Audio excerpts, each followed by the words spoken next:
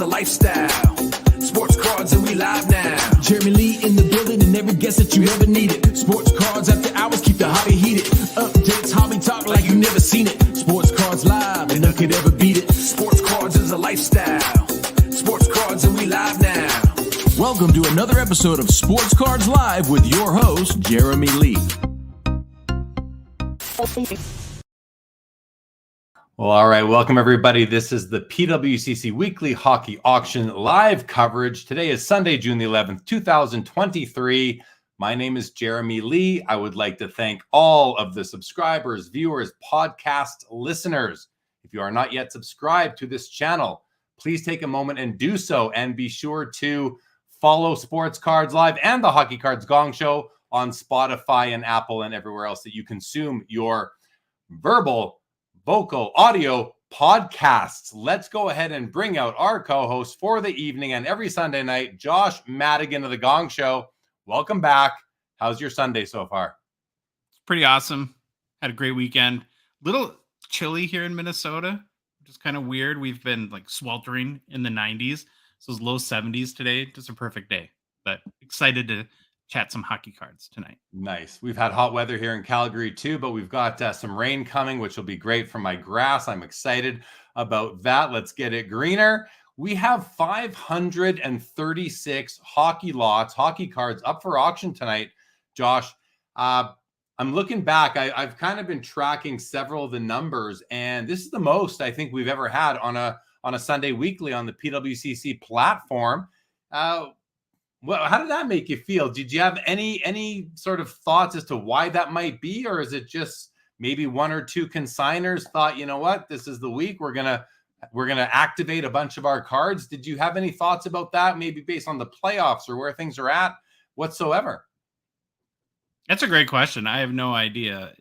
You would think it maybe coincides with the Stanley Cup Finals and a little more interest in hockey at this point, but hey, I'm just glad we got a lot of cool cards to choose from. Works for me.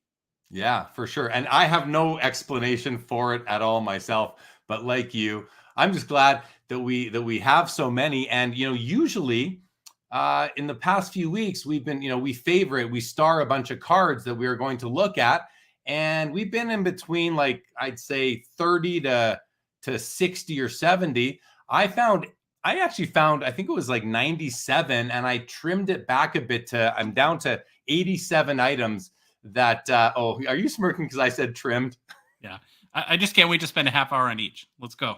Right. Yeah. Let's get into it. So we've got 87 of them favorited, and there's some great cards tonight. So as you said, let's get into it. But first, the collector's dream is with us. Nice to see you, Matt, from the Essential Credentials. Thank you on the comments about last night, Matt. Craig's Cards with the Flames logo in there. Good to see you, Craig. And Todd McDonald in the house. Thank you, Todd. Appreciate the comment. Well, let's jump right into this, Josh. So listen, we're gonna stick with the format we do. I kind of speak to three cards, and then I pass it over to Josh for his comments. And starting right away, guys, 1912 C57 Clint Benedict. Clint Benedict was a goaltender, and this, I believe, is the key, if not one of the top two key rookie cards from the third of the tobacco sets, the C57s from 1912. I have a copy of this card. I think I have a 2 or a 2.5, Josh. And when I got it, I mean, this is a tough card. The population is extremely low. This is a 1 of 4, 6 graded higher. So there's 10, 4 and higher, and there's probably 10 below that or so. So there's not very many cards there's not too many Clint Benedict rookies out there that are in PSA slabs. And, if you're a hockey historian, you're familiar with Clint Benedict. So I was happy to see this one up there, and I'm looking forward to seeing what it sells for. It's a great card, and one of the keys, again, from the C57 series. We have an Eddie Shore in a PSA 2, and I saw this. It's got the PWCC above average rating for eye appeal. It looks really good from this distance. I'm guessing there's a crease, a wrinkle, maybe multiple in there. We'll take a quick look at that right now, actually, and just see if we can zoom in. Yeah, I can see creasing right in this area over here. And nothing else like pops out at me. But again, it's tough to tell in 2 dimensions, but like, look at the edges and corners. They're wonderful. The centering, yeah, it's off-centered left to right, but I mean, I'm not that picky on centering when it comes to a card from 1933. It's also off-centered. It's situated higher up on this cardboard canvas, but you know what? What a wonderful card. The key rookie from the first ever O-Pee-Chee hockey series as well is this Eddie Shore. So I have a copy in the blue version as well in my collection, and it's one of those, absolute untouchables in my personal collection. So a big fan of that one. And then we have a Dit Clapper in a PSA 2 as well. This one seems to have better centering. He's a Hall of Famer. Better centering than the Eddie Shore. If we do a quick zoom in, maybe some wrinkling in this area here. And again, I'm kind of just going off any inconsistencies in the surface that I can spot, but it's tough to do from this angle. Something going on down here, a little bit of a print defect. Edges look nice. Corners look really good for the grade. I mean, even that looks really nice for what is in a PSA 2 good holder. Up here, you might have a little bit of, lift of the top layer of paper. But these are great cards for someone who's looking to do the Hall of Fame run. And, you're getting nice copies in good condition without looking at the backs. I think these are pretty nice. What about you, Josh? All three present really well. And I think that's the key when looking at cards that are 100 and almost 20 years old or older in the case of the Clint Benedict. I'm a big fan of the 1933 O-Pee-Chee set. I think Dit Clapper could be one of the more unfortunate names in all of hockey legends. But yeah, fair enough. But he's got a following, and he's a popular Hall of Famer amongst the vintage collectors and the historians out there. We have 2 more on the next row, 2 more 33s. The Ace Bailey, not a rookie card. His would be from the 23 Patterson series. And same thing goes for the King Clancy, not a rookie, but again, some key cards. This is the red background, and here's the green. So you can see right on the screen right now, at least a portion of each card. We've got 2 blues, a green, and an orange. Last week we had yellows, I believe. So these are nice to see, but this isn't a 2. This for a 2, I mean, this looks pretty nice. Look at the centering on this one. The centering looks really good on here. Nothing jumps out at me as being wrong with the card on the front. Now, I would caution you, if you are watching this right now and you are thinking about buying these cards or bidding on them, don't do that without looking at the back yourself. There may be paper loss on the back or staining, something like that. But we're not going to take a look here because of just bandwidth and streaming limitations. So there could be a crease right in right below his name, sort of in between the Irvin and Bailey. I feel like there's something there's something right there. Yeah, I don't know what that is. If that's just like a printing issue, or if that is a crease, it could be either. Josh, thank you for pointing that out. Astute comment there. And then the Clancy's a 5, so this is going to obviously be in better condition. It's off center a bit, left to right. But these cards, like this is the first year of O-Pee-Chee ever, and I'm a big fan of this set, always have been. So yeah, I almost wish this was a 2 as well, so that somebody could just go in and snap up 4 PSA 2s of Hall of Fame rookies and Hall of Fame veterans in the Bailey and the Clancy. But look at the prices. I mean, $430, $105, $650, and $155. Nice pricing, I would say, for these 33 O-Pee-Chees. And then the 33 Worldwide Ice Kings, the Joliet, the Oral Joliet, and the PSA 6. I'll be honest, I've never owned a card from this series ever in my collection. I've always thought I only need 1 card from 1933 of each player. And for that reason, I went with the O-Pee-Chee because of just that, the brand equity. But this is a beautiful card too. The grade is a 6, excellent to near mint. Excellent mint. I'm curious, why isn't this excellent to near mint? Isn't near mint in between excellent and mint? I don't understand that, and I think that's just standard across the hobby. But that's a discussion for another day. But you've got some nice toning in the outer border, which is hard to see. Like, there is a border there, And I like that you can tell the age of the card. It's got, some, I'm calling it toning. I don't think it's staining. Maybe it is, but it's got nice age to it, which I like. And I like the registration is wonderful. It's a really cool card. So I like it. Josh, what about you on these three on the bottom? Again, three really cool cards. One thing that really stands out to me, and I think I've seen it in other cards as well, but in the 33 OPG, the red backgrounds really pop. Yeah. I feel like a lot more than the other ones. And, the thing I keep thinking about is how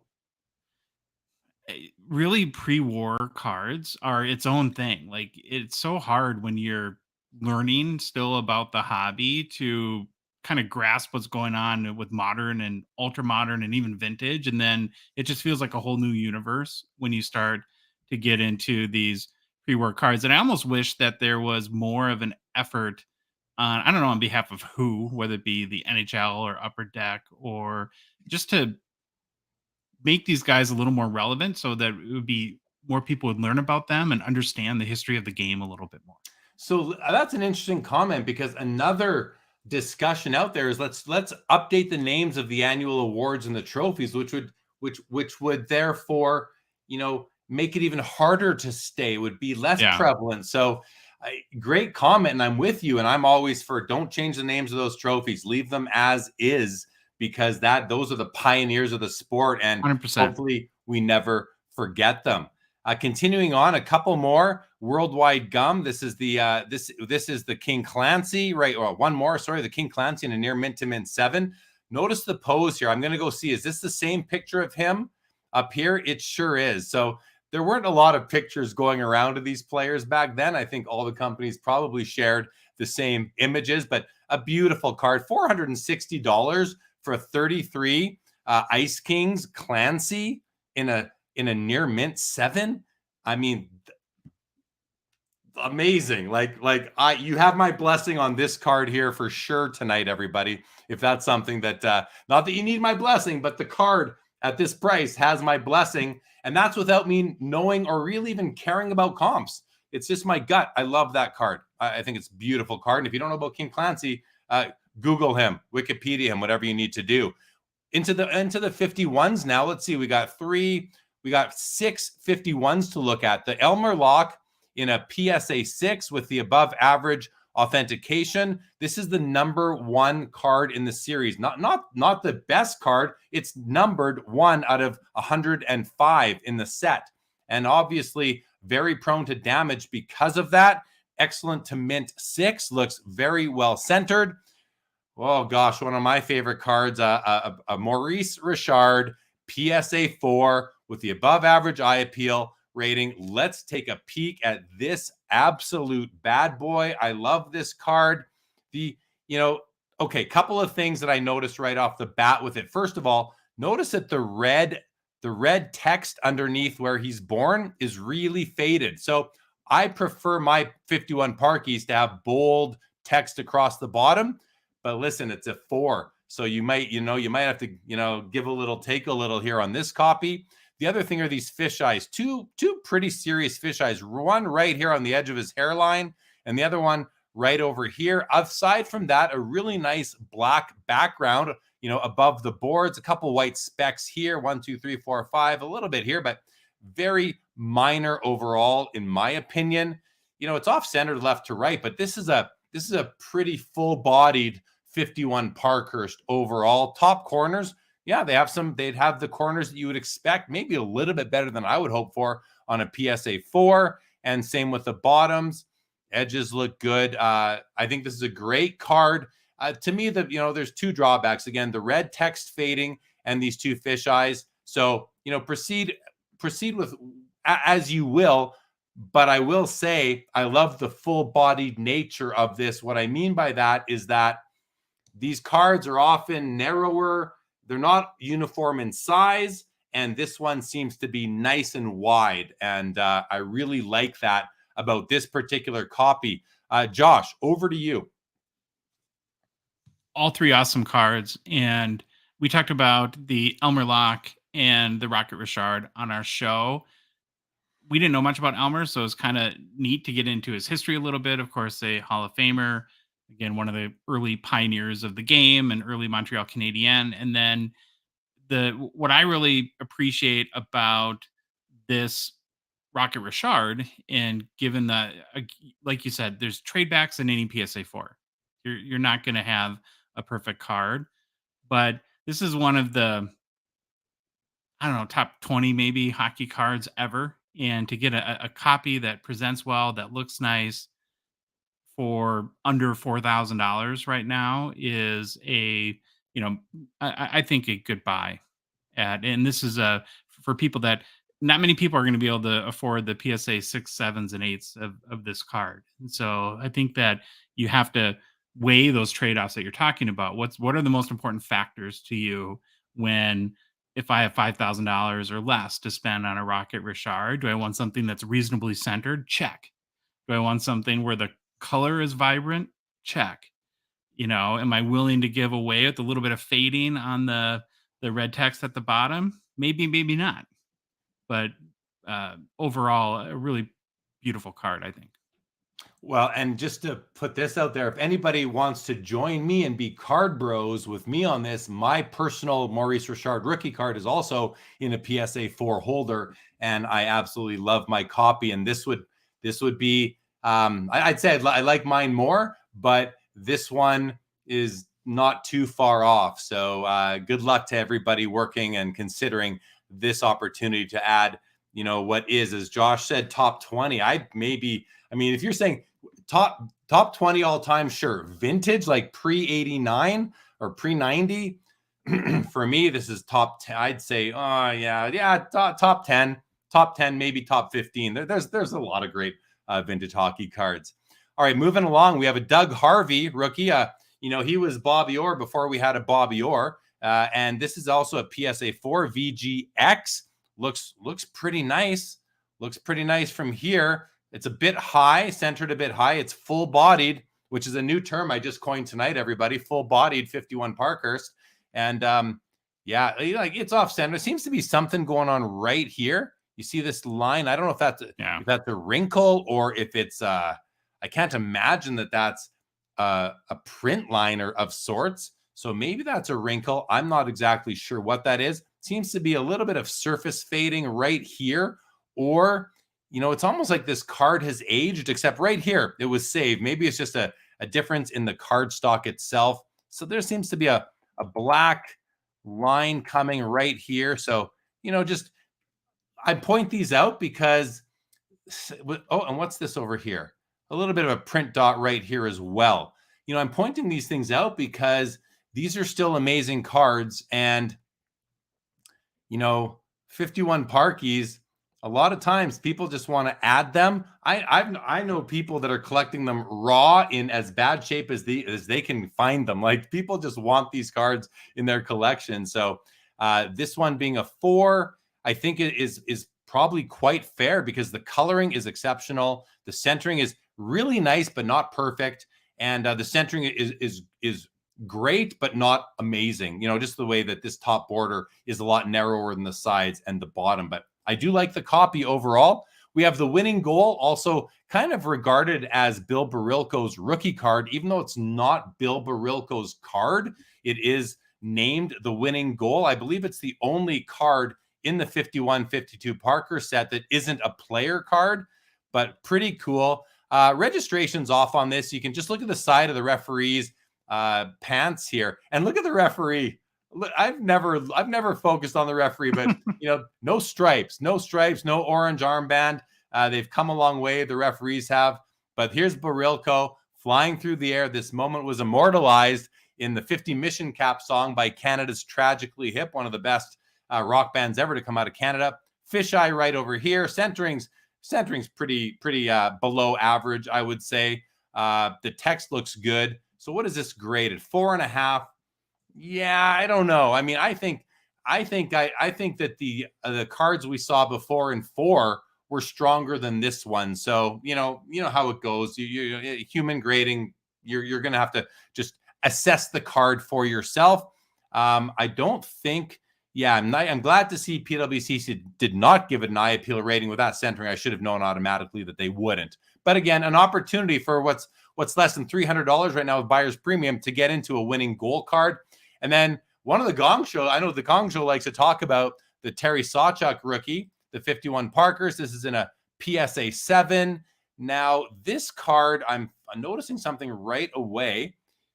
Notice this card must have been held like in a binder of sorts, or I don't know what's going on, but there's a line right here. So you've got toning or additional toning above this line. And then you I thought I saw it down here too, right here. There's another faint line where the bottom part is darker than the part above. So I don't think that this is worthy of a near mint grade, to be honest. That really bothers me when you see distinct tones on a card. So I would, unless you're going to look at comps and try and buy this for a nice discount off of normal 7s. And I don't even know if I'd want to pay 6 prices for this card. But outside of that, let's just look at it in its whole and say, the edges and corners look good. The registration is about what you expect. I don't think it's perfect, but it's not bad. Not as bad as the winning goal was. Centering's really nice, full-bodied copy. So overall, you have to be willing to take this card that seems to have these 3 different parts to it. The top 10%, the middle 80, and the bottom, or maybe the middle 75 and the bottom 15%, something like that. So $4,000 right now for this PSA 7, and I'd stop right there if I was someone bidding on this particular copy. Josh, what are your thoughts on these 3? Something you just said a couple of minutes ago really stuck with me about when you're talking about how people collect any copy of 51 Parkhurst that they can get their hands on. And to me, what was poignant about that comment is it really shows I think explains or is a great example of the difference between collecting hockey cards in the United States versus Canada. Because I've still never seen one of these cards in the US. The only place I've ever seen them is at the Expo in Toronto. And so they're almost, other than buying on eBay, they're impossible to collect. They've never been at a card show in Minnesota that I've seen. Yeah. Anyways, and not that some don't exist here. It's just it's like a unicorn seeing any copy of anyone. Yeah. No. Yeah. I remember you've said that before, and when I say people do this, so 2 people come to mind. There's a guy named Jason Girard locally here, or he's not local to Calgary, but he's in Alberta. He does that. And the other guy is Stephen LaRoche. Stephen was the editor of Beckett magazine for a couple of years, maybe 6 or 7 or 8, maybe 8 or 9 or 10 years ago in there, and co-author of Got 'em, Need 'em. He was doing that. I mean, he used to buy singles off of me at the Expo for his set. So, I mean, that's just 2 people that I know specifically who were working on it that way. All right, let's keep on going. We have an Alex Del Vecchio. This is a PSA 5.5. This does have a PSA eye appeal rating of the A, top 30% of copies that have come across their desk. This looks outstanding from this angle. Absolutely outstanding. I mean, the centering is wonderful, full-bodied copy. Edges and corners look wonderful for the 5.5. I'm not sure why it's so low grade. I definitely agree with PWCC's eye appeal rating here. A little bit of a dot right there, but it's okay by me. You got a dot there. That just might be fiber. I'm not sure. Nothing else really stands out to me. So what's this right here? Right here, I'm not sure if this looks like more like a scratch on the holder, just with how fine and how sharp it is here, but it might not be. So I'm not sure, but wow, what a spectacular copy of the Del Vecchio rookie in a 5.5. I'm almost surprised that PWCC didn't go with the top 15%, but I'll leave that to them. I'd rather them err on the side of conservatism than aggressiveness on that. Then we have a second-year Terry Sawchuk, one of my favorite vintage cards, in a PSA 7. The borders look to be really nice and bright on this copy. Centering is off a little bit. He looks really good, though. Nice color, perfect registration. The centering, it's down a little bit and to the right a little bit, but boy, oh boy, what a nice copy that is. I think 7's appropriate, though. I don't think that just because of centering, I think that's an appropriate grade. And then here's oh wow, look at this. Look at this copy, Josh. The centering on this 52 second year. Wow, look at the color. Oh, why is this only a 6? Wow, look at the color, the registration. I mean, I have a copy of this card. I think mine's a 6 as well. This blows mine away. It's got some tilt, bit of counterclockwise tilt, narrower border here than over here, but it's not that bad. Really not that bad at all. Slight registration issue on the yellow down here. You can see under the stick, a little bit coming off, but I don't notice any issue with his face. I mean, I'd want to see a better, a more focused copy beside this one to say this is out of focus, but I can't really say that right now. So what a wonderful copy this is. I love it. I love this Del Vecchio, and I absolutely love. And this has the exceptionals. This got top 15%, which I'm fully on board with that, guys, on this copy here. Have at her. Like fully love this copy. How about you, Josh? Where do you sit on these 3 cards? All 3 are awesome cards. And one of the things that I think about as I'm looking at particularly the Del Vecchio next to the Sawchuk and Gordie Howe is if you follow the lineage of hockey cards, and is there a starker difference year to year between 1951 and 1952 Parkhurst as far as like how intricate the artwork or advanced the printing concept was? How much I just imagine collecting cards in 1951 and then the 1952 set comes out and it would blow your doors off. Yeah, you might have. Right. Kids back then didn't know what a rookie card was. They might have gone as far as getting rid of the 51s and just keeping the 52s because you got all the same players for the most part. A couple more. You got Tim Horton coming on as well as some others. And, maybe. But yeah, like look at. I love this card where you've got detail in the background. The Gordie Howe. You don't like they yellowed out the top, and you see that with a lot of these 52s. Yeah. Some have detailed backgrounds, some don't. I do prefer a detailed background, but I still love the yellow on this card. It's nice to have a nice solid colored background. So wonderful overall. Let's keep on going. We have a Freddie Sasakamoose 1954 Parkhurst. Looks like it just got a bid in a very strong PSA 8. Josh, I'm wanting to open up all these cards. We're going to fight to get through all 87 cards before they start to sell, which will happen in about 32 minutes. But this copy, and Freddie, I say Freddie, I don't mean any disrespect to him. Maybe Fred Sasakamoose, and I always thought it was Saskamoose, but there is an A between this after the second A. He's our friend Name, Indigenous Rookie Cards. I'm sure has a copy of this in his First Nations collection. Fred, I believe, is the first First Nations player to play in the NHL for the Chicago Blackhawks. This copy does have a bit of a registration issue. You can see that the Blackhawks logo is blurry there a little bit. You also see the red plate coming up above the black line here, the black border. You see a bit of that effect down there as well. Centering, though, left to right.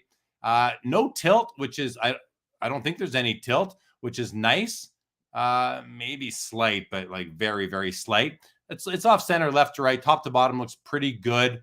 But, you don't see many of these in any, never mind the PSA 8, but any near mint to mint 8. So definitely a copy worth looking at if this is a card that you're looking for your collection. And then we've got some 57s, the tops Glenn Hall in a very strong PSA 8 and the Gordie Howe in a 6. Josh, we have to look at these. We just have to. Yep. We're obligated. The PSA 8 near mint to mint. Let's zoom out here. Centering, not perfect, but very, very, very nice. Registration. Look how focused his face is here. We have a fisheye over here. It's not optimal, but no real big deal there. A great copy. Really a nice copy of the card. It's got the exceptional eye appeal rating, top 15%.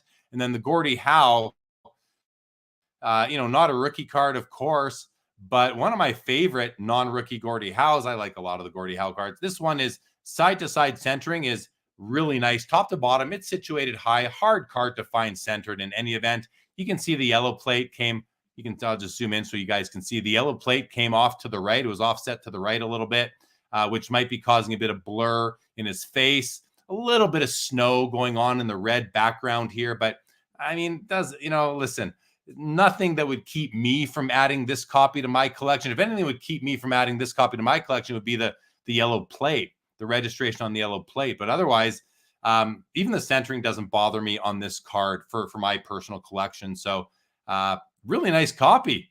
Josh, what great cards tonight. A lot of really good ones. Not familiar with Fred Saskamoose, but looking forward to talking with Name about him very soon, and want to learn more about the Indigenous and First Nations history in hockey.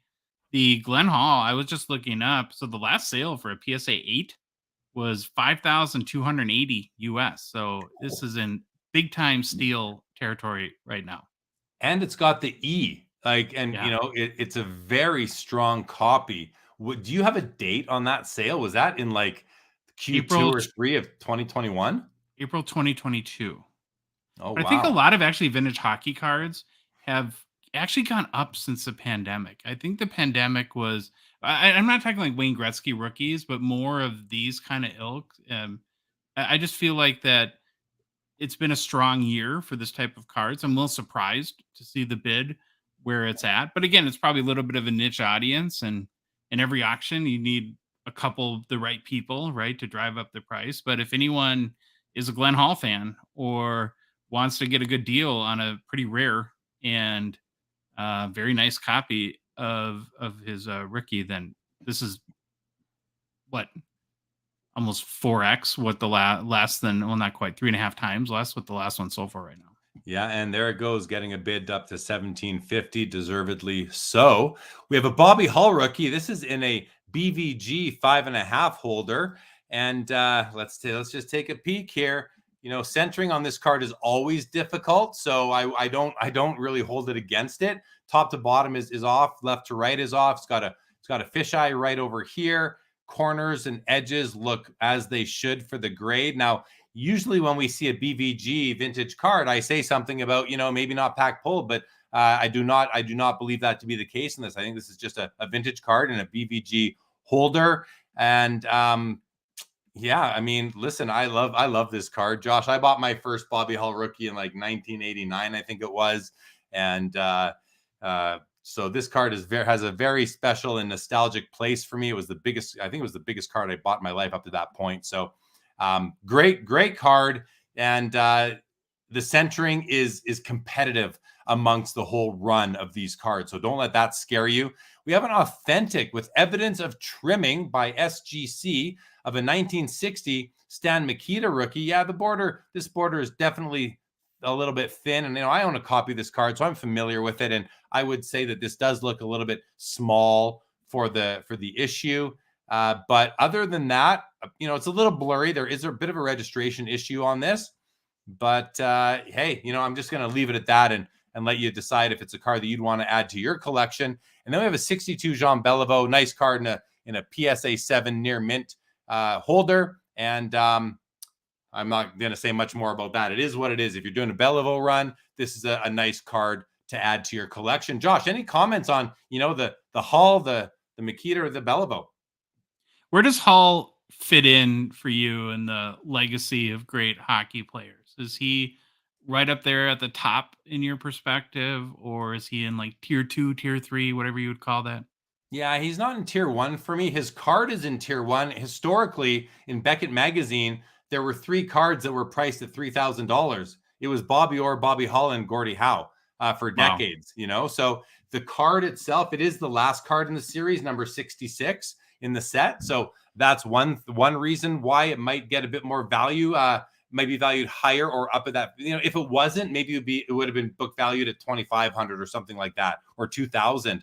As far as the player, yeah, I don't put him in that top tier, but back then he was top tier. It was him and it was him, Maurice Richard, and Gordie Howe. Jean Beliveau, you had some more, but he was right up there. I mean, he's the guy that revolutionized the slap shot, maybe invented it for all intents and purposes. Someone can maybe correct me there. T-Dot here says Hull is iconic. He is tier 1 for his era. Yeah, agree. Good way to put it.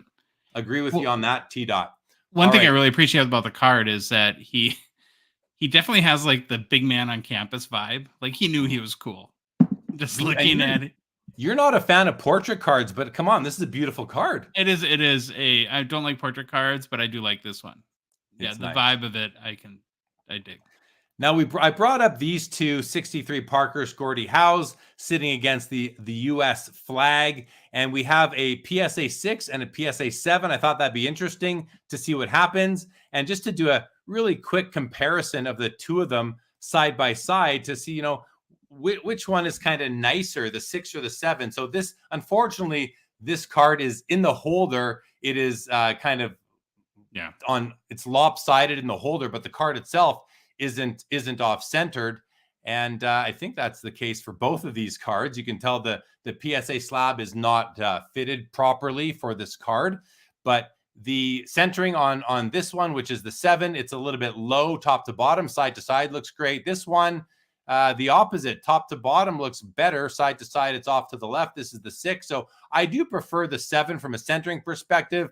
Color, boldness, the 6 has better color and boldness, assuming that they're both photographed exactly the same, because that might be, you can tell this one's a bit, look at his forehead here and look at it there, and there. So pick which one you like better, really. And, just don't really worry about the grade would be my, and then inspect corners and edges, of course, to make sure that we're not missing something. And then we have a Cornwallis, Yvonne Cornwallis, PSA 6 rookie card, key rookie from the 65 top set, along with Eddie Giacomin and Phil Esposito, of course, among a couple of others. Josh, any comments?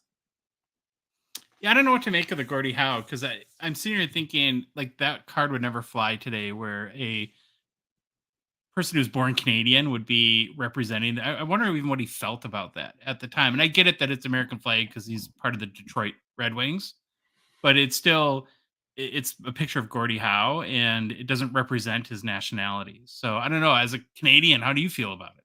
Yeah, I listen, I think it's a beautiful card, but I don't want to own one for that reason. And nothing against the United States of America, but if I was doing the Gordie Howe run, I'd be picking up this card. But it's like there are other Gordie Howes, like the 57 tops, that I'm not doing the run, but that's a card I would add because I love the looks of that card. I don't really love the looks of this card, even though part of me says it's beautiful. Part of me says I don't love the looks of it because the flag's there. So I'm not sure. As an American, a patriotic American, whether you are or not patriotic, most Americans are. How do you feel about, if he was American born, would this make it a very special card? Oh, I think so. Yeah. And I actually think the card is cool with the flag and the backdrop, but I just think that it should represent the nationality of the player and not as much the team. But but it was a way, way different time back then, of course. So, all right. Well, thank you for the comment. I'm going to just close a bunch of tabs because we have way too many open here. And that takes us to the end of the first page. Of course, we take longer than we want to, as we always do, Josh. Why don't we mix things up and go to the fourth page and look at some modern cards now before the clock starts to run out? Let's go to the top of the last page we have. So we're totally we're getting wild and crazy here, guys.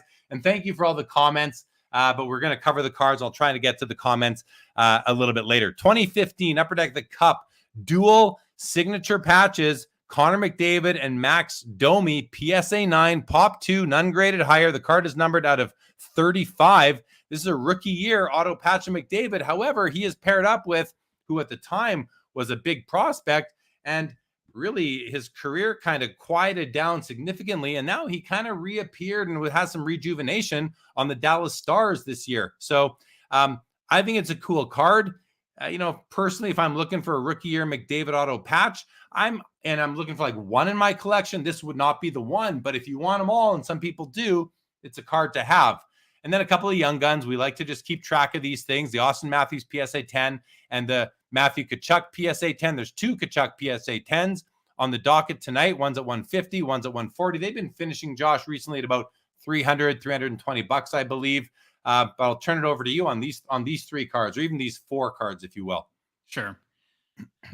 When it comes to the dual rookie cards, and this is just a personal preference thing, I don't love the ones that are just high draft picks from that year. If I'm gonna have like a dual card, I want someone that or a second player that represents either someone else from his that person's country or that maybe paved the way for Czechoslovakians or people from the Czech Republic to end up in the NHL or was a former legend on the team. And so I would have less interest for that reason, but that's just a personal preference thing. On Austin Matthews Young Guns right now is super low. PSA 10 from a value perspective, you kind of see it now. This was a $1,200 card at the beginning of the season. And then the Matthew Tkachuk has come way down in the past week. So you're right. It had peaked at 345 US on June 3rd. And the last sale that we just looked at for our show tomorrow was 185. So in 1 week, it lost 46% of its value. And I think that at this level, like where it's at right now, it'll be close to the 185 with the buyer's premium. I honestly, Jeremy, I think that's what it's worth. I don't think it's a $350 card. I really Well, don't. he's out of the running for the Conn Smythe Trophy now and the Stanley Cup Trophy. So that might be a big part of why he was at that. It's like I always say, you don't want to sell a card after a player wins. You want to sell it leading up when there's a lot of potential. And when people thought he's going to win the Stanley Cup, he's going to win the Conn Smythe Trophy, or at least maybe beat out Bobrovsky if they win the cup as the best player in the Stanley Cup playoffs. People are willing to pay a bit more on prospecting for that silverware coming his way. I also picked out, Josh, these two cards here because I love the Hughes-Makar combo in 2019. I mean, this is, believe it or not, I believe like an underrated rookie class because of these two guys. And these are two nice on-card autographs out of 99 with the exquisite branding behind them, harkening back to the 09 exquisite series from basketball in design. Really great. Look at these prices. These are dirt. Is this dirt cheap? What am I missing here? Why are these so cheap? Sorry. This one's authentic, so that might hurt it. It didn't get a number, a numerical grade, and this one's an 8, but still, I mean, wow, these are great cards. Josh, what do you think? What do you think of these cards?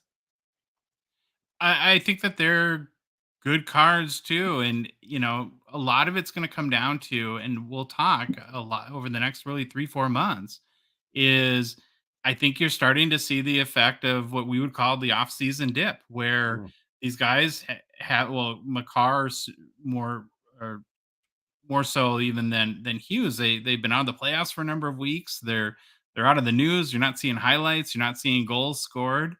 And they're probably just dipping a little bit right now. Yeah, it is that time of year. I mean, these guys are out of the playoffs, and so there could be something there. Makar just did get a bid, so I'm glad to see that because I think these are great cards as far as an option for a rookie card for these guys. The Nick Suzuki, this was the topic of discussion on the recent Gong Show episode, his 1-of-1 black foil shield. The best part about the Gong Show is how excited Troy was for it being LNH. This is the French shield, not the English shield. It doesn't say NHL. It says Ligue Nationale Hockey instead of National Hockey League.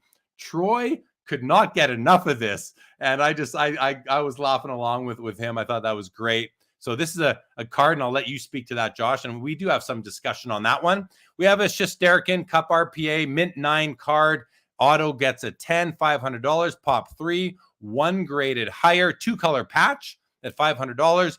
And then another Jack Hughes card. This is the Cup Signature Materials rookie year out of 99. It could be an RPA in design. Like the swatch is maybe a little bit smaller than the RPAs, but still a really another nice option. If you're going to not get the official RPA, boy, is this a nice option for a rookie patch auto that does not get the official RC designation. But Josh, tell us your thoughts on what were you guys thinking about this particular card, the Suzuki Shield? What's timely about this card is it sort of coincides with a Kirill Kaprizov 1-of-1 that was from 2020 SP Authentic. It was his Future Watch Auto Patch Black 1-of-1.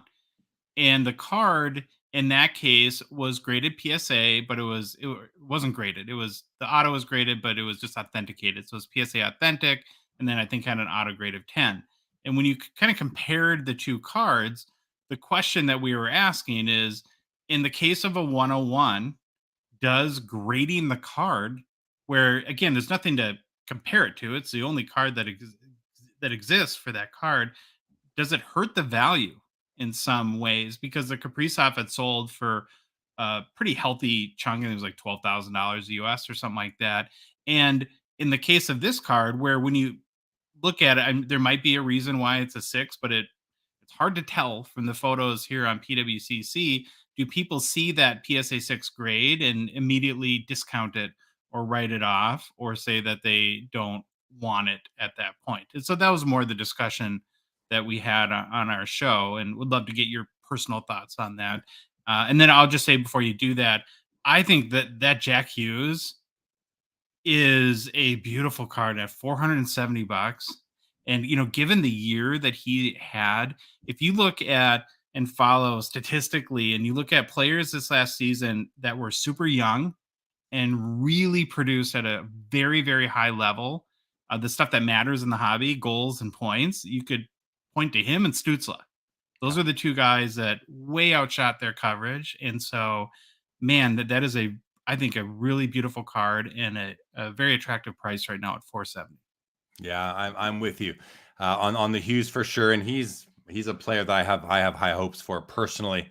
As far as the Suzuki goes, so talking about the grade, it's a PSA 6, it's a 1 of 1. A lot of people say, why grade a 1 of 1? Well, some people like their cards graded. Some people like all their cards graded. So if you got all your other cards graded, but you got a 1 of 1, you're gonna not grade it. Like I like some degree of uniformity, so I understand that. Now the grade itself, does the 6 hurt it? Well, if I'm the collector of Suzuki, I might be loving this because I'm going to be able to get it at a cheaper price. Hopefully other people are going to penalize it for the grade. A lot of collectors, a lot of hardcore collectors don't really care about the grade on a Grail card. And by, I don't know that this is a Grail, but it likely is. It's a Shield card. It's a 1 of 1. You want this card. This is the only one you can get. It's the only one available to you. Does the grade really matter when the card is so rare that, I hang out with a lot of basketball collectors, and they don't care about the grade. They're Jordan cards. If it's a Grail, they don't care about the grade. They just want the card. If it's a 5, they don't care. Raw, any condition, doesn't matter. Get me that card. So I think this is an opportunity maybe for whoever is going to buy this card to save some money on it because it's in a PSA 6 holder. And if that person doesn't care that the card's graded, they have a bunch of ungraded cards in their Suzuki collection, maybe they crack it, and then who cares? They got a good deal on the card. So those are kind of my thoughts on it. Any response, or are you good to go to the next row? I just have one quick question for you on Suzuki, because I'm curious to get your perspective. How good do you think he is? Would he be, I know he's very hobby relevant, and I'm just wondering how much of that is the fact he's the youngest captain of the Canadians in their history. If he was on the Sharks, what would the hobby think of this guy? I've had a hard time trying to legislate for myself how good how good is he really? So what comes to mind for me is Johnny Gaudreau in stature, and he's no Johnny Gaudreau. Johnny Gaudreau is I think has a much higher, or maybe not much, but a higher skill set and a higher potential, even though Johnny's just a lazy player who really wakes up in a contract year, whereas and early in his career, whereas Nick Suzuki, I just don't think has that same level of eliteness that Johnny does. So I'll leave it at that, go from there. I think he's a great player, but is he top tier? Absolutely not. Is he second tier? Maybe not. Third tier? Probably. And now we could go through and put people into these different buckets, but we're not going to at this time. But I hope that answers your question. No, it's helpful. Yeah. Thanks. Another Jack Hughes. This is the Cup Update Rookie Patch Auto. So, this is the Splendor. Sorry. I don't know why they put Splendor in the title here, but this is the Splendor card. It was an update card issued in the Cup series, I believe numbered out of 36. A nice card, a very, very nice on-card auto patch. Again, not much more to say than we didn't already say on the last Jack Hughes card. We have a Jambalaya, Connor McDavid. This is not the achievement, which I really like about it. PSA 9 looks dirt cheap to me at $370, but might not be if you're looking at comps. And then a Kaprizov PSA 10 that might not hit $200 tonight. Josh, I don't have much more to say about these three cards. If I were to pick one to buy at these prices, it'd be they're all good values right now, it looks like. So probably all of them. Yeah, my comment would be, and I think we've talked about this before, but a little sad about the whole Jambalaya situation. And listen, I like 98% of what Upper Deck does, so I'm not a person that takes sport out of ripping on them. But there, and you mentioned it, the EPAC achievement. There's been too many. I think that the back-to-back having, and I know this came up a little bit on your interview with Jason last night, but in producing Metal Universe in 2020 and in 2021, and having whether it be Jambalayas or PMGs of like McDavid in both years, really hurts the value and stature of these cards. And it's kind of crazy how far they're falling. Now, that being said, and if you've never had one in person, they're amazing in person. They're gorgeous cards, especially under lighting. And if you can get a 2020 McDavid PSA 9 for $400, I'd be really, really happy with that. Yeah, I mean, the value has come down, but that makes it like a buy, right? I was just thinking in my head as you were speaking, I'm like, if we're saying that, some of these cards, the values look to be lower because we're already in that summer dip, the off-season dip in values.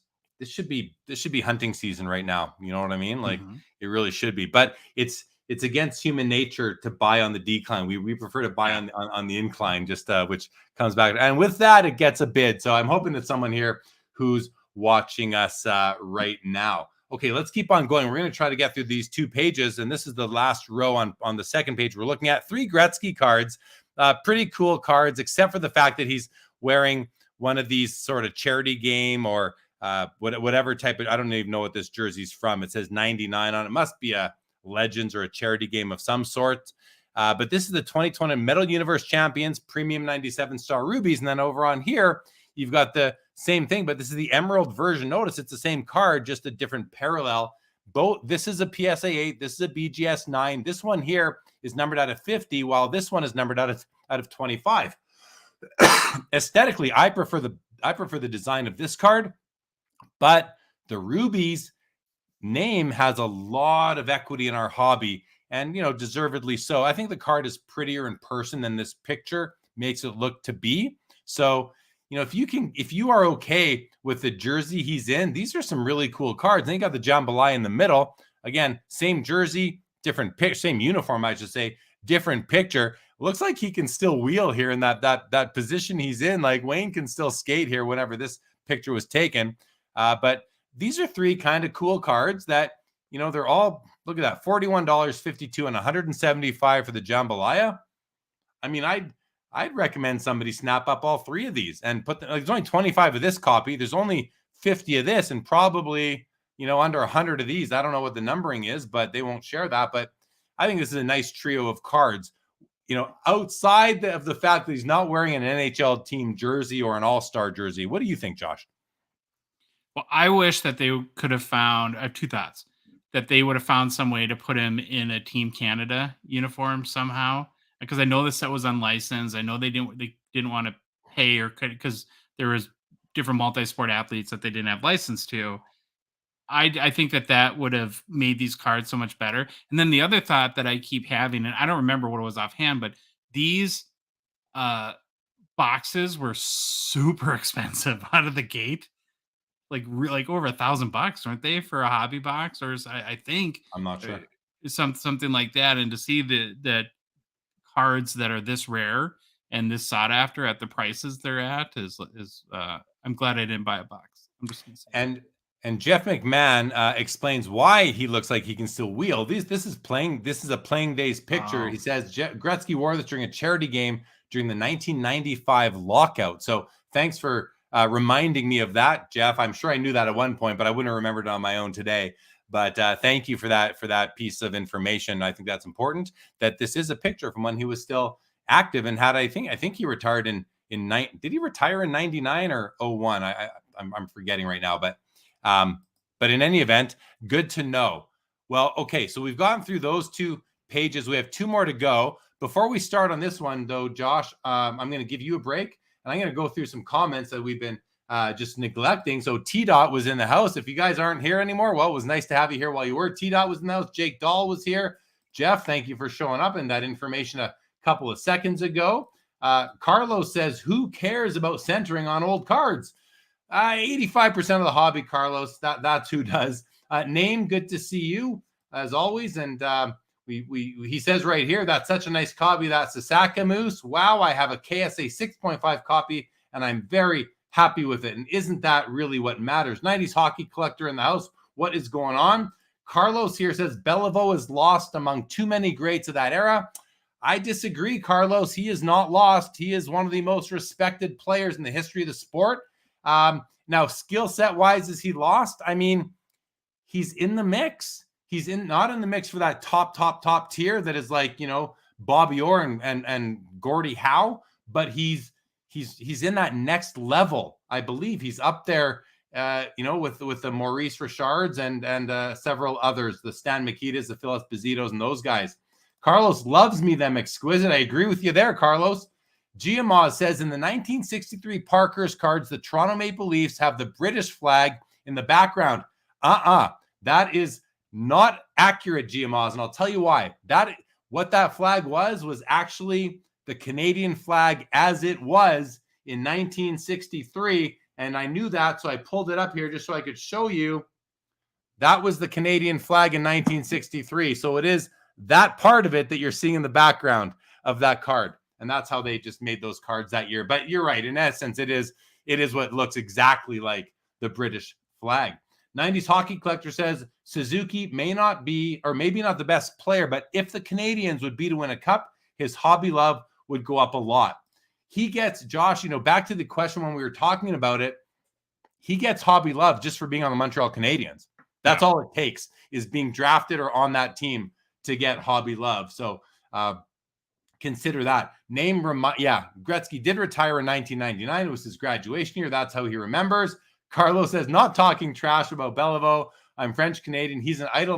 And I know, but I still disagree that he's lost. I appreciate your comment, Carlos, but I don't think he's lost. I mean, that 53 Parkhurst card is an absolute gem. Okay, Josh, any comments on any of that before we get into these next batch of cards? Nope, let's roll. All right, back to the 65 tops, everybody. The Phil Esposito, PSA 6, off-centered, looks really nice. Otherwise, nice bold blue background, great registration and color, I can tell from here. The checklist, and very rare to find an unmarked checklist from any year of the 60s. And then probably my favorite Bobby Orr card. I actually prefer this card to his rookie. I love the pink background. I just think it's so like late 60s-ish. I love the yellow bottom. One of the key things I look for on a second-year Bobby Orr is there's often a fisheye. I think it's down here or up in here, but this one doesn't have it. Really nicely centered. It's off top to bottom, but not that bad. This is a great copy. I absolutely love the second-year Bobby Orr card. I think I have a PSA 8 myself, and I don't think mine's a 9. It's definitely an 8. A great card, and I really like the looks of this one. So my complete blessing on this card right here. Josh, over to you. Yeah, I love the Bobby Orr card. Is super cool. Not much else to say other than that, but that is just an awesome card. Thank you. Kieran Kelly says, was not expecting references to British flags. Giamma says, I did not know that. Thanks for that. And the only reason I knew that is because I did some content on Instagram a few months back going through all the Parker sets, and I did it on the Gong Show in their master class. And in researching it, that's where I learned that fact right there. Giamma. Kieran Kelly currently on the way to the Istanbul airport, 5:30. So look we got people tuning in from all over the world. Great to see you, Kieran Crilly. Great to see you again. All right, next.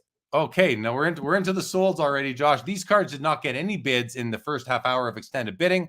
Yeah. Bobby Orr, PSA 7, very nicely centered. I have no issue at all. I think this is a great designation by PWCC. for the eye appeal, just look at this. Look at the centering on this card, and this is the way they look. Like, not the most flattering image of Bobby Orr at all. Like, his eyes are closed, but otherwise looks pretty nice. That corner's not perfect. That corner's not perfect, but otherwise a very nice card. And the eye appeal is definitely based on that pretty much perfect centering. Look how they cropped his legs for that photo. Oh yeah, that's just, yeah, it looks, yeah, it's terrible, huh? Like, that's awful. Like, where's the rest of his legs? Yeah, that's so funny. We have the Gordie Howe PSA 7 and the Brad Park PSA 5 Hall of Fame rookie. Josh, these ones that have sold, I'm just going to run through them. If you want to say anything, please just interrupt, okay? Yeah, no worries. We got we had a Brad Park PSA 5 here that sold for $37. And here we have a PSA 7 that sold for $115. Hall of Fame rookie. He was the best defenseman to come along after Bobby Orr. And so a great card. Couple of Bobby Clark rookies, a PSA 6 and the PSA 7 that has now sold for $300. That set is not my favorite. Sorry, is the two random dots. I just don't. Spotlights. Oh, yeah. Okay. I think that's what those are supposed to be.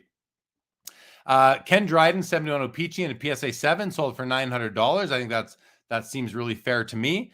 We have the Bobby Orr card number 100 in the PSA 6. It's a $150. Now this card, obviously centering for the 71s is very easy to assess on the edge of the ovals and really on the side to side. This one's not perfectly centered, but it's a great card. And this is a very, very popular card. If you have this card at a card show in your showcase, pretty much, in any grade, you're going to sell it. People love adding this card. And then a 71 O-Pee-Chee and a 5.5 Marcel Dion. Really nice centering for a 5.5, currently at $96. Continuing on, we have a Guy Lafleur. Look at the centering on this. Really bad centering. It's a 4.5, which is quite appropriate, I would say. Sold for $276. The 72 Bobby Orr and a PSA 6.5 did $98. And the BVG 9 Billy Smith sold for $372. And I don't think this is a sheet cut or non-pack pulled card. I mean, this is a pack pulled card. So nice to see a pack pulled card getting a mint 9 from Beckett in their BVG 372. Almost seems a little bit too low for me. So congrats to the buyer of that. Larry Robinson, 1973 rookie card of Larry Robinson in a PSA 9, currently at $1,625. Great card. Big Bird, Hall of Fame rookie card right there. The Don Cherry O-Pee-Chee rookie in a PSA 8 has sold for $210. And the recently deceased Boreas Salming PSA 7 O-Pee-Chee sold for $180. Josh, that's one of my favorite cards. The Boreas Salming is one of my favorite cards. I just love I don't know. It just seems that I like the design. I like the stick borders. It's kind of like the C56 that has sort of the borders on the stick going the other way. And it looks like a very candid shot. Maybe that's it. Like where we're not like posed for a portrait. It just feels a little more in the moment, the photo of him. And I don't know. Just like, is it that he's not looking at the camera? Like maybe that's it. Yeah. Yeah. I love the 74s myself.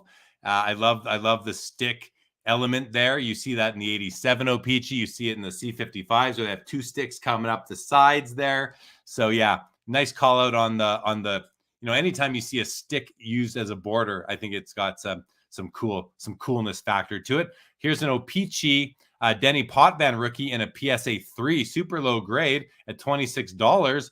Card doesn't look terrible to me. I mean, I don't know that you could buy this raw for $26 at a card show. So consider that. Oh, Name just throws out there. Look at Josh warming up to portrait photo cards, right, Name? Stop. I'm with you, Name. Well, you and I, Name, let's work on him on that, all right? Let's work on him for sure. 75 O-Pee-Chee Bobby Orr, also card number 100. I like that they gave Bobby Orr card number 100 more often than not in the 70s. Currently at $150. Listen, as far as a real simple design goes, I have this thing for the 75s. I just think it's a nice design. And I know it's not crazy. We have some unopened packs right here. We have a 76 O-Pee-Chee pack. I don't know what the Boutet rookie. Listen, that's no one knows who Boutet is unless you're collecting the set. I don't know who Boutet is. So, but he must be showing on the back. Should not add any value to the pack, but it is a PSA 9 pack as for the grade. And I do love these things, and I own a copy. I own one of these myself, and love unopened packs. And here, so look, this is the 76 NHL pack. This is the 76 O-Pee-Chee pack. Back in 72, 73, I believe 72, 73, they were inserted in the same packs as, but like the Series 1, Series 2, maybe Series 3 was WHA, but as part of the same sequential set run. But then in 75, I believe they took them out and made them their own product. Maybe it was even 74. I don't remember. 4, 5, 6, 7. No, 5, 6, 7, 5, 6, 7, and 8. I think it was O-Pee-Chee. WHA had packs. Here we have a 77 Bobby Orr in a PSA 9 sold for $150, and then a 77 O-Pee-Chee pack in a PSA 9 of the WHA pack here sold for $89. Let's go to the page 3 now. This is the last page. Again, we're coming up against cards that have sold now.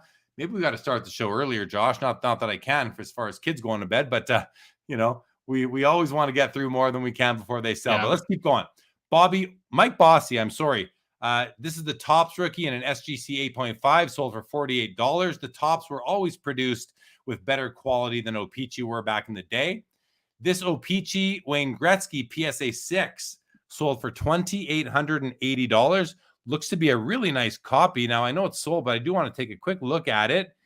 These are print lines up here. You see them on many copies. These are really bold, though. I prefer my copies don't have them so bold. I don't mind if they're there a little bit. Look at them down here, too. Wow, the registration is really nice on this copy. There's no white showing between the black and the blue borders here. A little bit of edge damage there. This is a corner there, not perfect, but not that bad. Like, I don't mind that for me for a 6. Look at the boldness of that black ink. I would go as far as saying this is a really nice 6. Didn't get a PWCC eye appeal rating, which I wouldn't have been surprised if it had. We have a mint 8 off center, did $2,200. A BVG 7 O-Pee-Chee did $3,480. Centering is a bit top to bottom is off. And then a Topps PSA 7 with a Mike Baker eye appeal sticker did $2,100. And finally, for these early Gretzky's, the second year PSA 9 with exceptional eye appeal did $1,925. Josh, any comments on these first 6 cards? No, not really. I mean, it's just like I think like pre-war is its own kind of universe. Is that, man, if you really get into and the Wayne Gretzky rookies, especially, it's almost like a hobby in of itself. Yeah, it could definitely be. Decoy Cards here says, I love the Al Arbor from that set. He's talking about the 74s.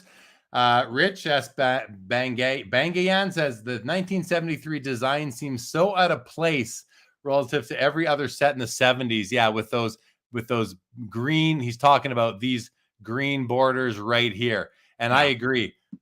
I always thought these were the ugliest cards, not only because of those green borders, but look at the way the inner border has like this weird, as if it was ripped kind of. It's not a straight line, and that's the way they were. If that was a straight line, I might like it a bit more. Like the kind of like the blue border on the Gretzky on the 79s.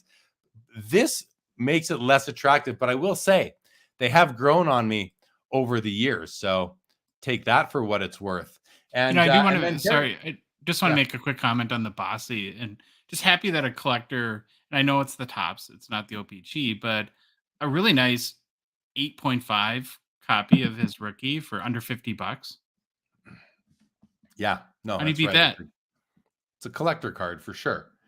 Terry Fortune says that Gretzky is a nice 6. Well, when Terry Fortune says something about a Gretzky rookie, you listen to it almost as much as you listen when I say something, if not more, because Terry Fortune has about over 100 of these things, and he's got them in all grades, so he knows what he's talking about. All right, a 1980, so second year Gretzky pack O-Pee-Chee PSA 9 sells for $492.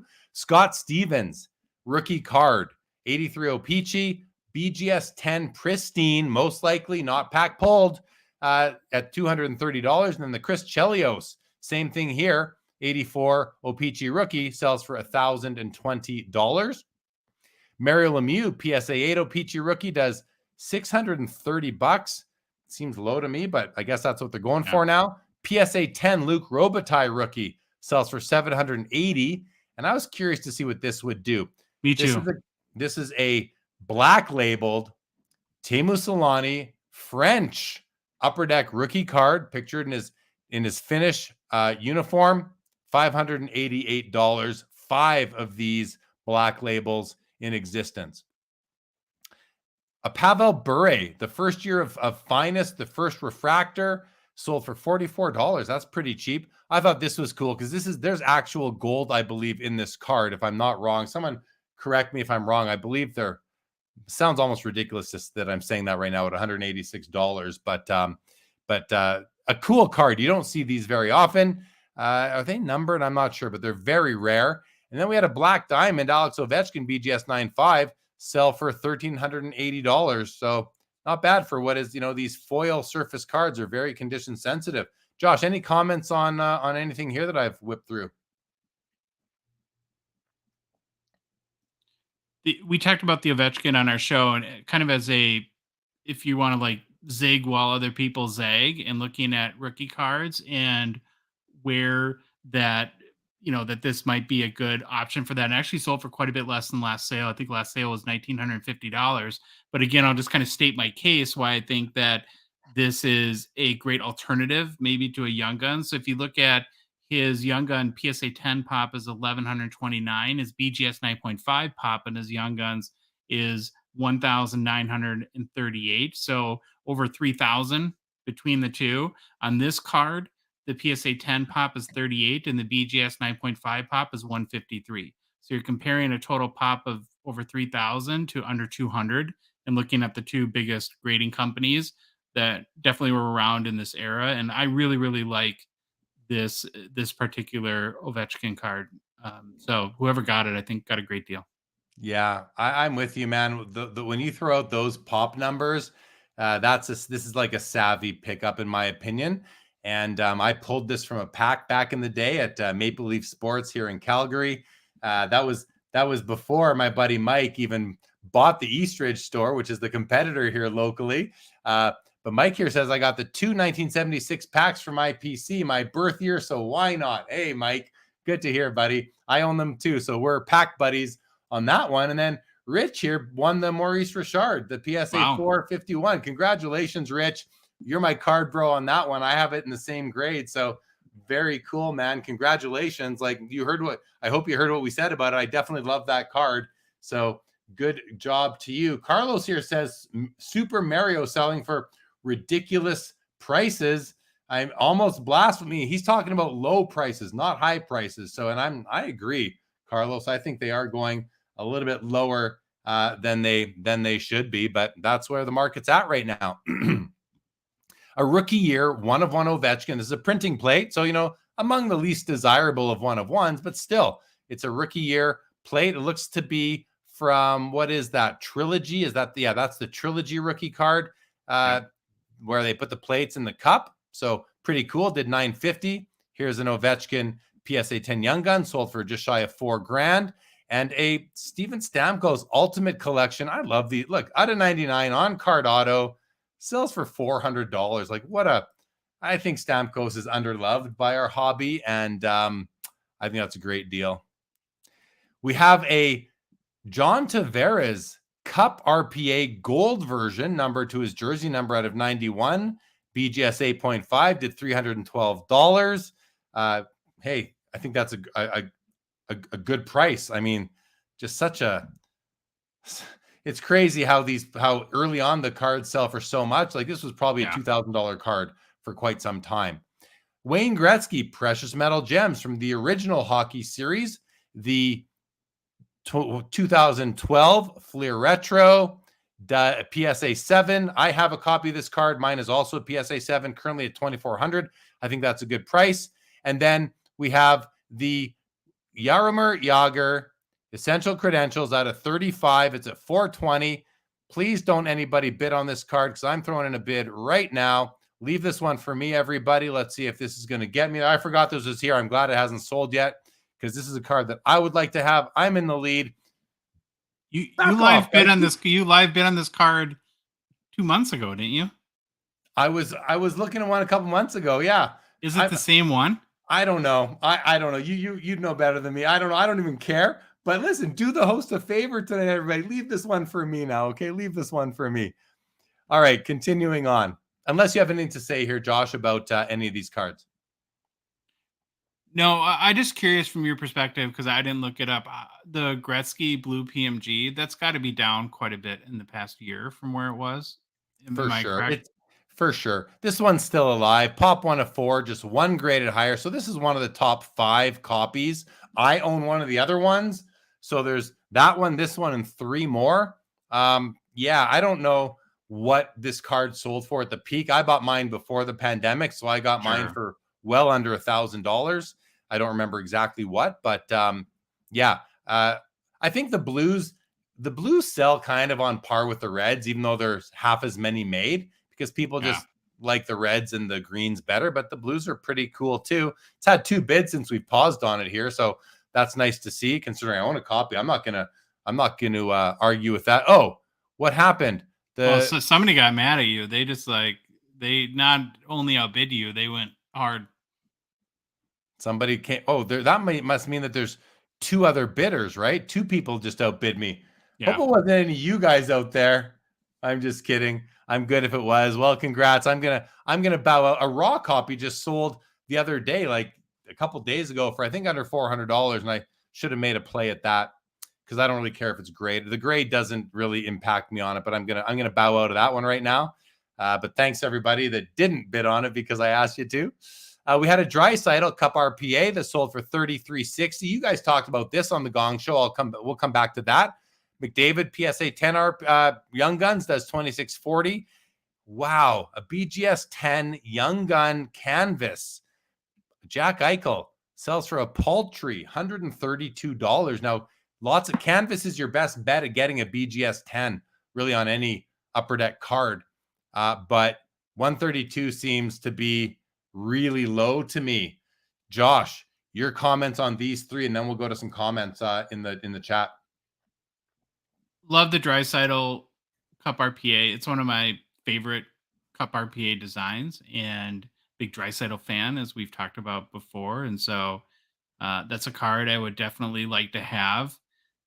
Just like, we're getting definitely into off-season territory for McDavid. It's, that Young Gun PSA 10 typically has been over $3,000. So, there's going to be some good buying opportunities this summer. And then as we get into late or mid-October, early November, or mid-October when the season starts, probably hype will ratchet up again. And then, the whole Jack Eichel thing has been a curiosity for me, just in that, he is playing very, very well.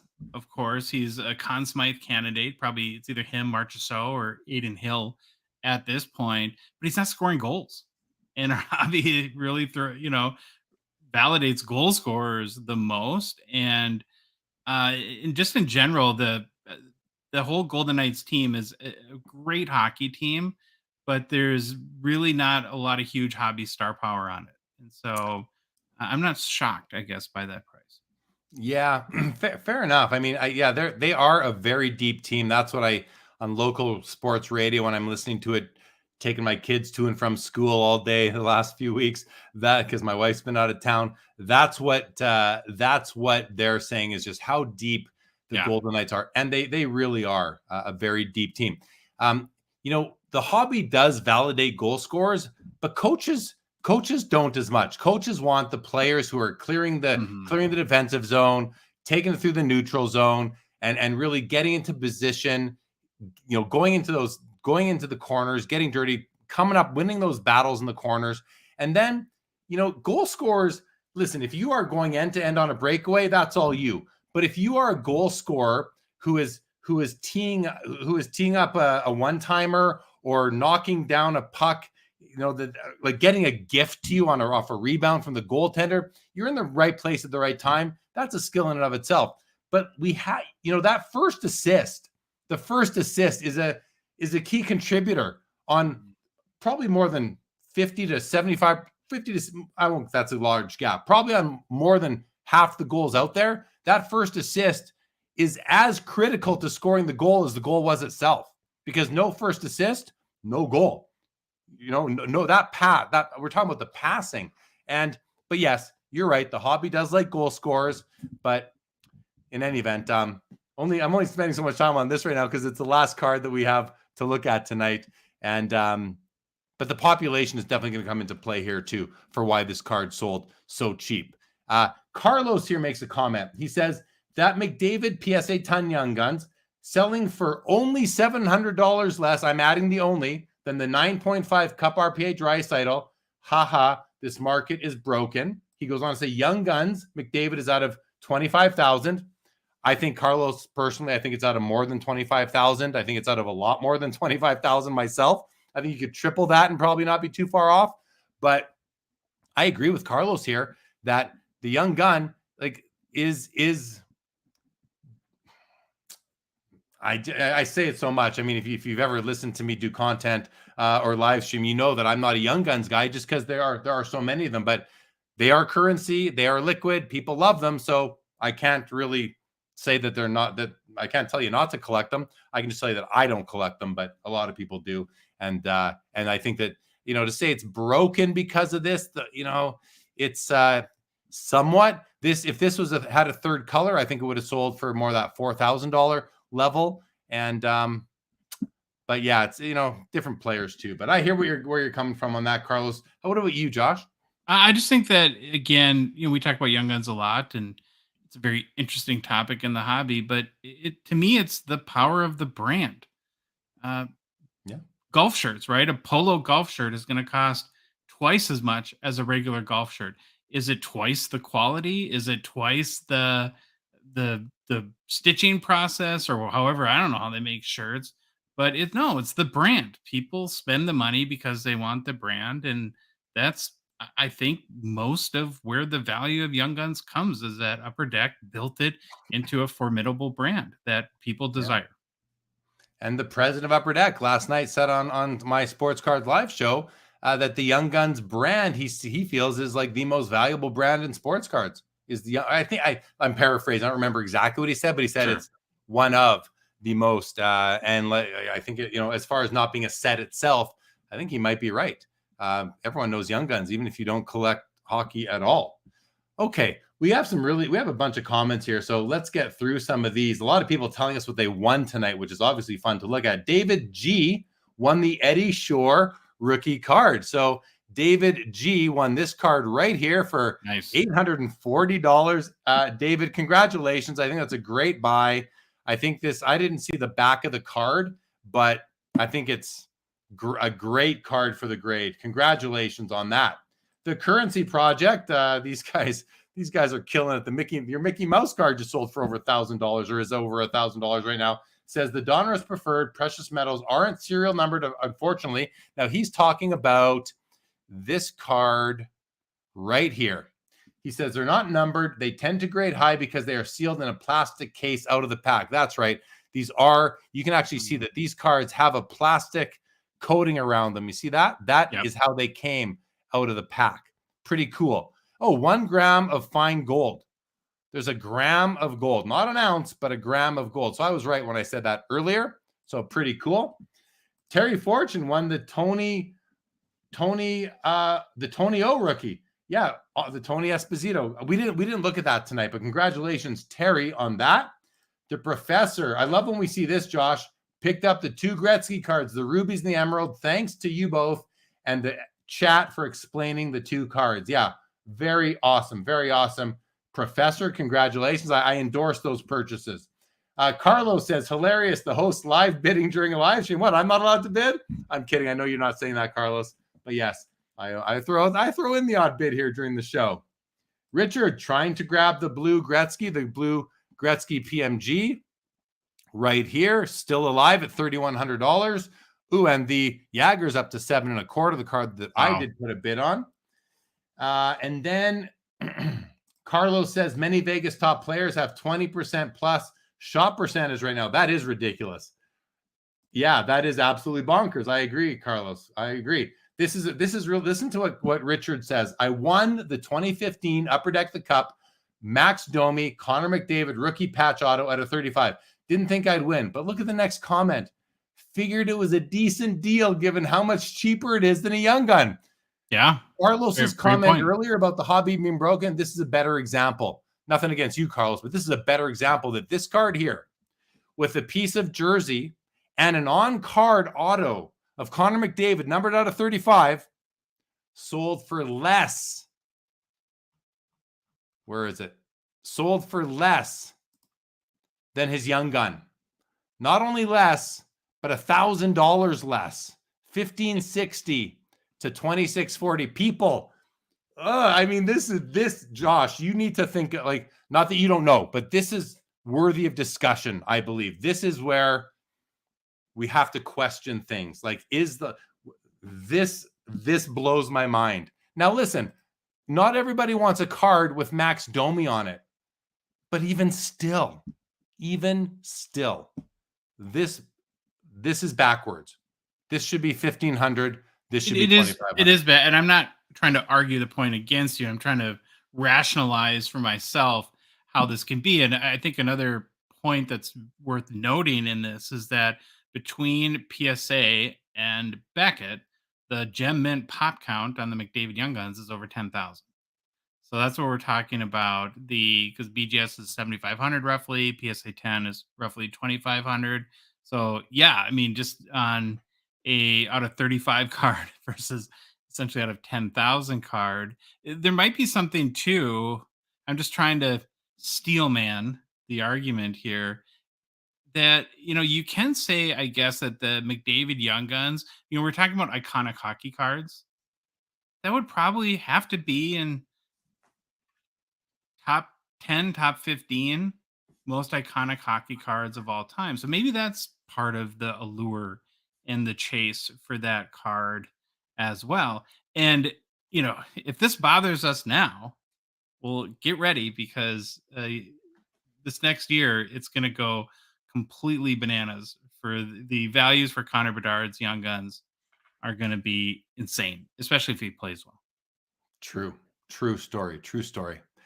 A rookie year auto patch McDavid for $1,500, $1,000 less than a Young Guns. That's an awesome buy. Awesome buy. I agree. We have some other side comments coming up. We'll get to them shortly. Carlos says the defensemen need more trophies in order to get more exposure in the hobby. Norris is not enough. Is that what's going to do it? Maybe. He says bring in an Orr Bork trophy. It'll boost the love for D-men. Maybe. I never thought of that, but it might. I would definitely name it the Bobby Orr trophy. I don't think I would name it the Raymond Bork trophy, but I hear what you're saying. It says throw in a Paul Coffey trophy also can be given to Carlson this year. 1 gram of gold is worth $63, says Decoy. 1 gram of gold, 63. The card sold for 186. That ratio seems about accurate to me. Chris Macri won the 51 Del Vecchio, the Abel, and the Broda. Threw in the Billy Smith to top it off. Chris, congratulations on knocking off 3 of the 51 Parkies. Currency Project says, glad you pushed back a bit against the non-disclosure of the Young Gun print run last night. Everything is headed towards greater transparency. I agree. I pushed back a bit, but I wasn't going to keep on going at them because, we know why they really don't share it. They don't want us to know that they make 75 to 100,000 of these things, maybe more for Bedard's here. We'll see. Killer deal. Richard, love the card. Enjoy the broken market. Yeah. Carlos says Connor McDavid and Max Domi have their DNA on that card. Maybe they touched it. Okay, fair enough. Professor says completed the Gretzky trifecta and can close on the jambalaya. Congratulations, nice. Professor. A nice trio of cards. So that we have the winner of these 3, the new owner of these 3 cards is with us in the chat tonight for a grand total of about $400. Buyer's premium in. I mean, you couldn't get these 3 cards graded for that price a couple of years ago. So congratulations, Professor. I think you did really well. I'm happy for you. Here we go. Adam Crawford says $1,000 more to not have Domi on your card is a steal. Give me the Young Guns all day. I hear you, Adam. You know, I hear that, but I don't hear the second part. I mean, I think that's just long run not the way to go. Personally, I could be wrong. Starscream says, "Give me a numbered Artifacts McDavid over his Young Gun." Yes, here. I agree, Starscream. That's my Crosby play. You know, Artifacts Trilogy, those sorts of cards that are numbered under 1,000 versus a Young Gun. I'm with you personally. LGC says Max Domi's father is Ty Domi, so that reduces the value. Oh, I love Ty Domi. He played for the Winnipeg. He was Teemu Solani's bodyguard for a few years, so I'm a big Ty Domi fan.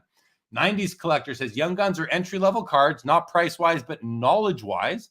And I think that their high price shows that we are in an era where a lot of new people enter the hobby, as we know.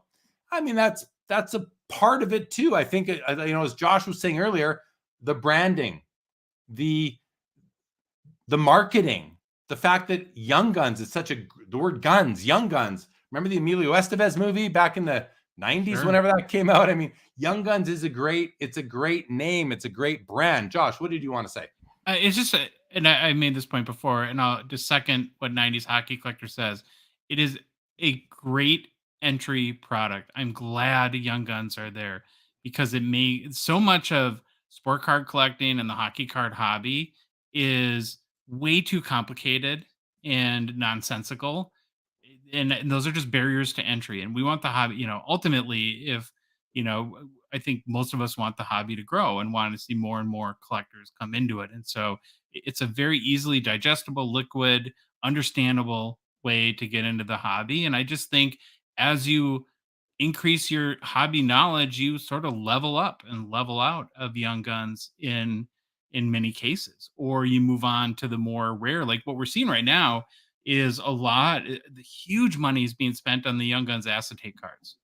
And if you look at it with extended series out, less than a week ago now, and not a really sexy checklist there, but they did put the acetates into the boxes. And, like Brant Clark, you know who he is, Jeremy? Just sold for $750 today, his Young Guns acetate. And so, I think that it'll be interesting, especially too with the new configuration, to see how it evolves. What are the new parallels going to, will that kind of get the more seasoned collector back in the Young Guns hunt? We'll just have to see.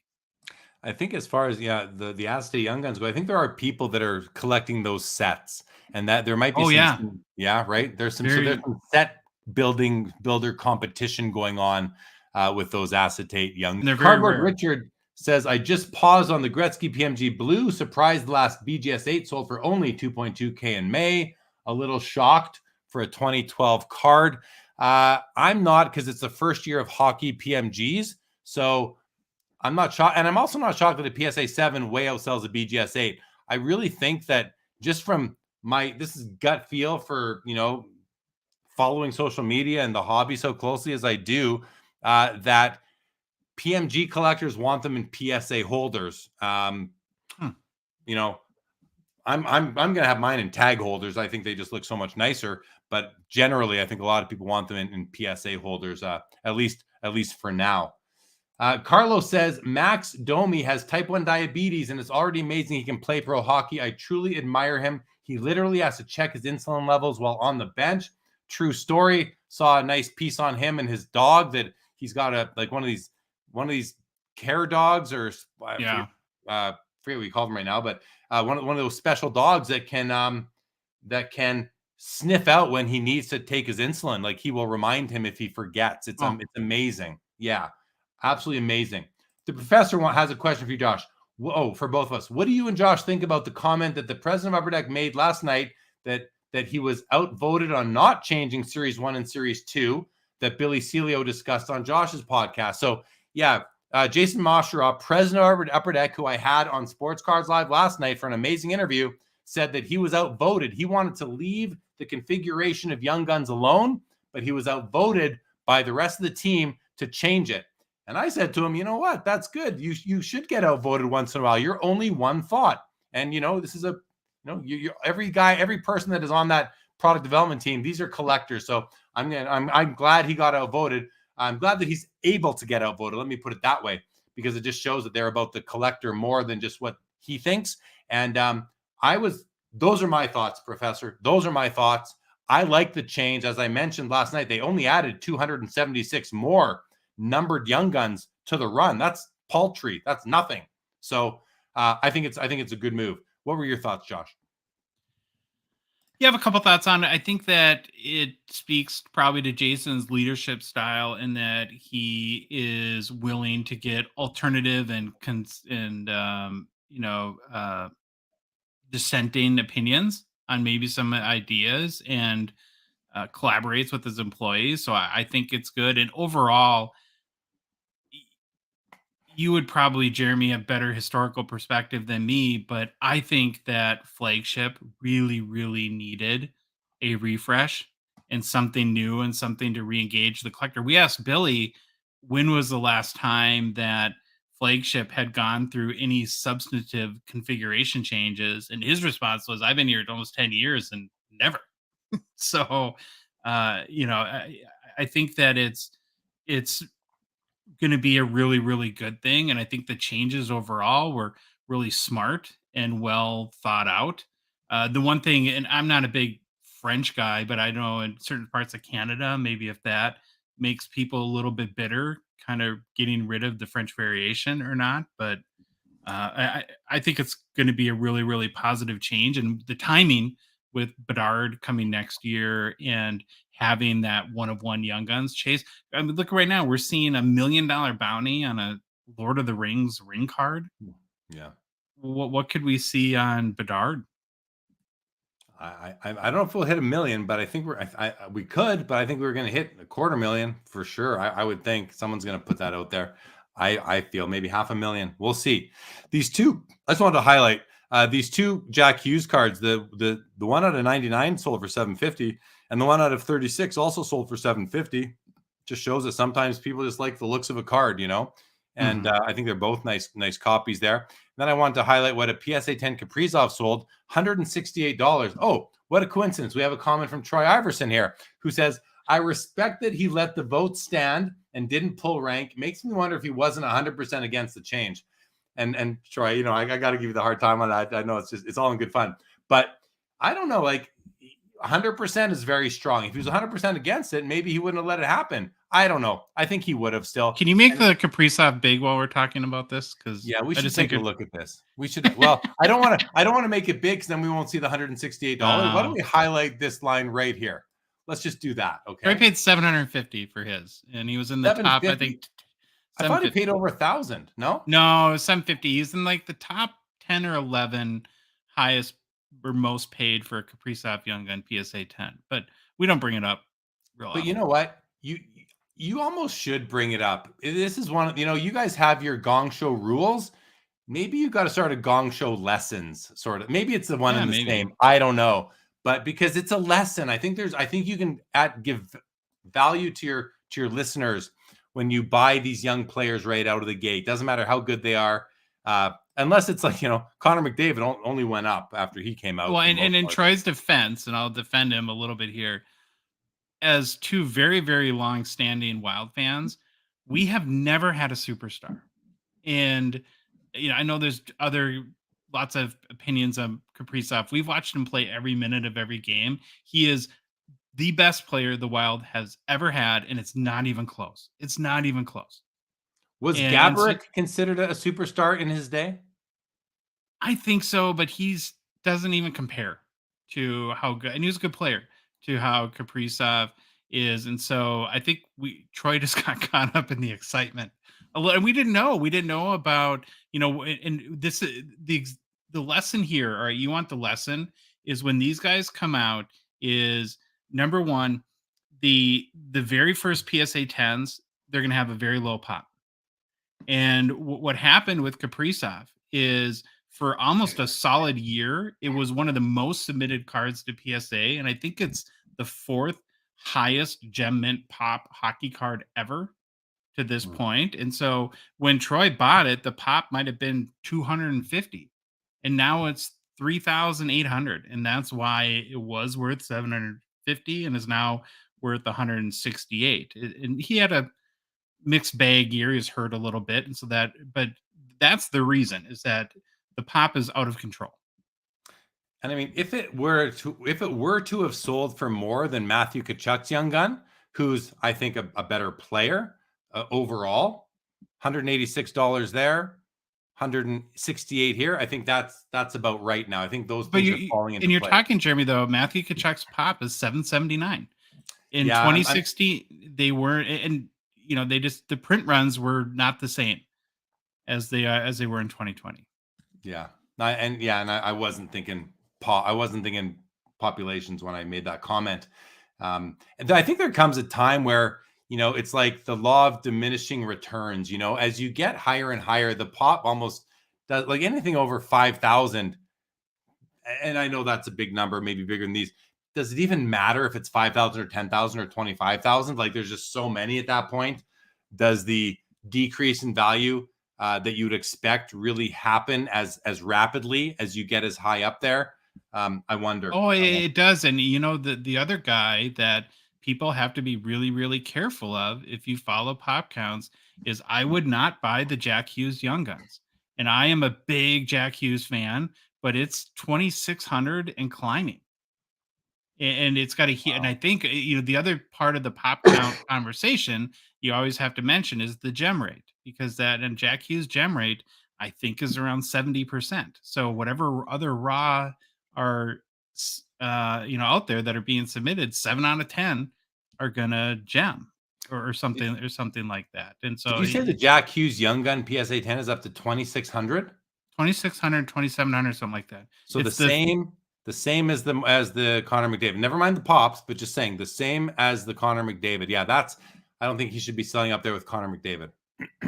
So Troy does say it is a lesson. I hope my example helps others learn.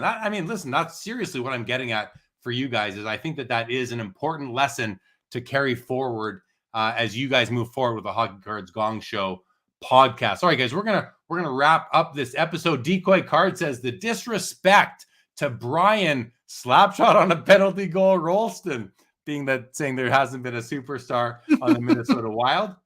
Carlos, that was pretty brutal. Carlos says Malkin cards sell for cheap, like Kirill Kaprizov. And Carlos says the player's name and origin changes the hobby love they get greatly. Even players with hard to spell last names, like Verhaeghe, get less love because his name is hard to write.